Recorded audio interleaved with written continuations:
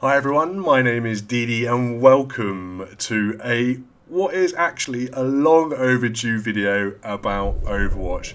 The reason it's long overdue is because I meant to make this when the beta came out. Unfortunately, I never got round to it. However, the game is out on general release tomorrow, so I figured now is the time for me to share my thoughts on the beta, the gameplay, the overall game, to hopefully help you make a decision whether this is something you want to play, you want to buy, should you wait, should you go out tomorrow and grab it straight away, will you still be playing it in 6 months, and overall, is this game good?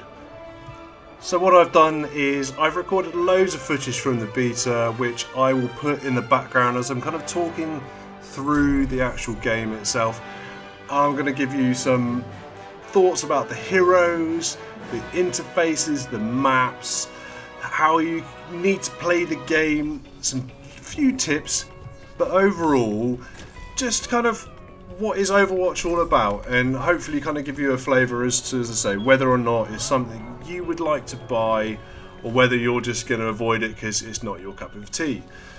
So having said all that, what is Overwatch about? Now, Overwatch is is labelled a first-person shooter. I would label it very loosely a first-person shooter because there are, I believe, 22, I think I've got that right, different heroes within the game, and not all of those heroes actually play as a gun-wielding first-person shooting kind of hero. There are plenty that have big hammers, or there are some that some of them you don't even really shoot with because you're too busy supporting your other colleagues, your other teammates actually take down the enemy or take the objective. So yes, it's branded as a first person shooter, but actually what I call it is a team based shooter. It's all about the team win, and taking the objective, escorting things is more important than actually shooting the enemy or killing the enemy, which is, I think, quite unusual for what an Xbox game has been. COD has certainly ruled the kind of competitive first-person shooter. Having said that, I really shouldn't compare it with COD because it is not anywhere even similar to COD. So it's not about Twitch reactions, it's not about camping.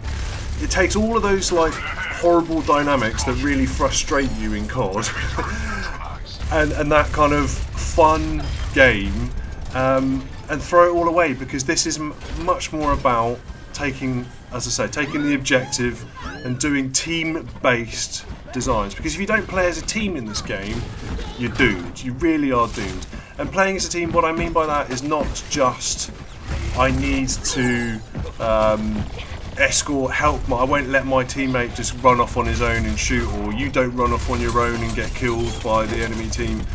This is about choosing various different choices of heroes that complement each other. And the game actually helps you do this. So you have offensive heroes, defensive heroes, tank heroes, support heroes. And they all kind of make sense. Like an offensive one, and I really don't want to go into depth on this because each character deserves their own video.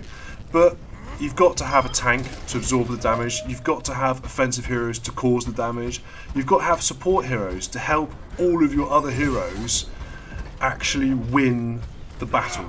And if you don't, if you unbalance your team and take 5 tanks or take 5 snipers, you're really going to find it extremely hard to actually win the battle, win the game.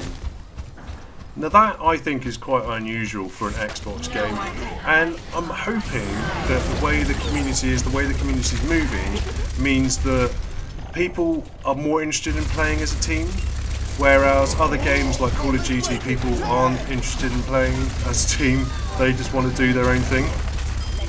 However, it does create a bit of a flaw for me, shall I say, that if you've got 5 teammates who don't understand the game, aren't interested in playing as a team, you're really going to struggle against 5 guys or girls, or maybe a mixture, who really understand the game, really understand how to play the game, and will play and complement each other in order to achieve a win. Having said that though, there's always going to be this new element when in games like this, because you need 5 decent players who are going to work together in order to play competitively. You're a noob on the team, should we call them, someone who does not play the game very much, doesn't know which weapons, which characters to use and how to use them. That's always going to limit you to some degree. So, is that a problem? I guess if you're just a pub shooter, then yeah. When I was playing this, if I'm really honest, I used to get really quite frustrated with some teammates sometimes, or with maybe not just the teammates, because actually kill to death ratio, it doesn't show up kill to death ratio, it doesn't concern your KD or make a big thing of it. You probably can find it somewhere, but this game is not about KD. This game is about objectives, escorts, assaulting, capture points. KD shouldn't matter, and that's quite refreshing, I think, because it becomes about the objective. Now, I'm pretty sure, and when playing the beta, everyone's like, sniper, I'm going to be the sniper, so I'll just sit at the back and shoot people. Does that help you take an objective? Well, the simple answer is no. It can do, however, if you've got certain opponents who are playing in a certain fashion that need to be sniped in order for people to progress. So it does play its part on the team, but if you end up with 2 snipers, if you end up with a sniper who's not actually considering the heroes that he's fighting, then yeah, you basically lose the game. And that's one of the most interesting dynamics of this game, without a doubt. There are 22 heroes, all with different abilities, and as I say, I'll talk about in depth more of the characters and how they should be used in the future. But how you use your characters and how what the opponents are using, which characters they have selected, and what each character does, and are they offensive, defensive, what's the best way to counteract an enemy hero, becomes the most cool dynamic, I think, of this game, because you're always kind of working out, if I need to take this objective point, how are the enemy defending it, and what is the counteracting of that. So if they're sitting back and sniping, you choose a tank character with a massive shield, and you should be pretty good. If your team are really struggling and dying a lot, maybe just choose this guy that I'm using at the moment, who heals everybody. If you get like a couple of tanks with a healer, you generally become quite powerful. And that becomes like the coolest thing about the game, and I think I don't know if the community is ready for it right now. I'm sure it will get there, and I'm sure the community will build out, much the same way as there are really large like Dota communities and really large communities relating to specific games that are focused on team-based dynamics. And if you've got 2-3 friends playing together and winning together, is so much more rewarding than just playing on your own and doing your own thing. And this is why I think this game will be a success. I think it's very different, as I say, from other games that potentially, and it might be a little bit of a leap of faith for some people. I think it will put some people off, because to play on your own, you can play on your own, but it's never going to be as effective as if you've got a healer and a tank who play together, who communicate together, as opposed to 2 random people who just keep chopping and changing the characters that they use. That just makes sense, right? So, is that a problem? No. Does it make it better in some ways for 2 people who like to play together to play this game? Then yeah, if you've got a mate, 2 mates, 3 mates, 4 mates, 5 mates, I'm sure people have lots of friends, right, who all play on the Xbox or the PC or the PS4, who can team up and actually make this a pretty competitive game. And that is, as I say, is quite unusual in my mind, and that is probably its biggest strength. I think the game modes overall are a massive strength. So there are 4 types of game modes. You've got escorts, which is what I'm doing now. You get this big tanky thing that you have to kind of guide through the map. There is assault, when you just literally have to move from point to point to capture points. There's a hybrid of assault and escort, so you kind of start off assaulting and then move on to escort, which is pretty cool because it changes it up, and equally because you change it up, you then end up changing what characters people use, because it's quite easy to defend with some characters, or it's quite easy to attack points with characters, but it's not easy to attack or escort something rather than attack something. And then finally there's control, and that control is kind of headquarters or capture the flag, not capture the flag, it's kind of point capture, right? So both teams have to go in and lock down a point, hold it for a certain amount of time. Those are the only ways currently to play the game. They're all focused on objectives, and I keep saying it. So don't think that Overwatch is going to be like, yeah, I'm going to run around with a machine gun and shoot people, because you're not going to help the team. Now, if I then just talk about overall, and I think I've rammed out the objective side of it quite enough just to give you that flavour, and the multiplayer and the team-based element of it. If I then switch on to the basic feel of the game, like look at this, look at that, the map design. Look how it is very cartoony. It's quite kind of kitsch in that way. I actually really like the UI design. The way that the game helps you choose the right characters, it helps you choose the right moves or what to do when.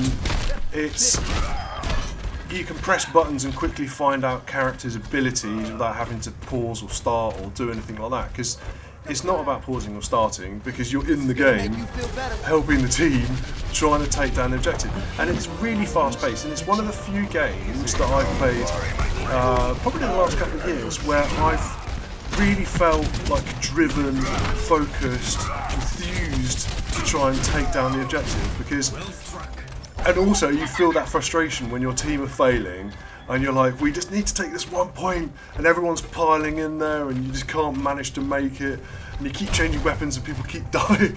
Then you almost get that rage quit moment when you just can't cope with it. And I've not had that kind of buzz off a game for quite a while, and this game really does it well. It's really accessible, really easy to get into. And as I say, the maps look good, they play through really well, there's choke points, there's good points, there's flanking routes, all those sort of stuff that you'd expect to help out. Like here, I'm taking down the street with my massive bro with his shield. That's how you play this character. You help out everybody by blocking, and then you get up close and personal and punch them with a sledge.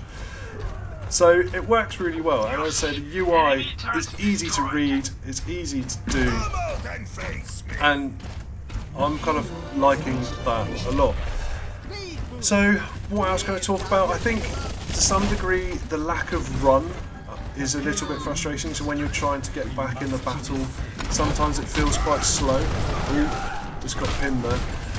And you kind of, for some characters, you end up kind of trudging through the level to get back, like here, back to where you need to be, because they're a big tanky type character, which is kind of slows things down a little bit, and it's not, yeah, it's a little bit frustrating. Sometimes you get kind of like the WTF moments when you just can't work out how you've died, how you've killed someone, sorry, how someone's killed you. It just kind of, you're like, what on earth happened there? And it's generally you just get owned by the opposite team, but that can be a little bit frustrating.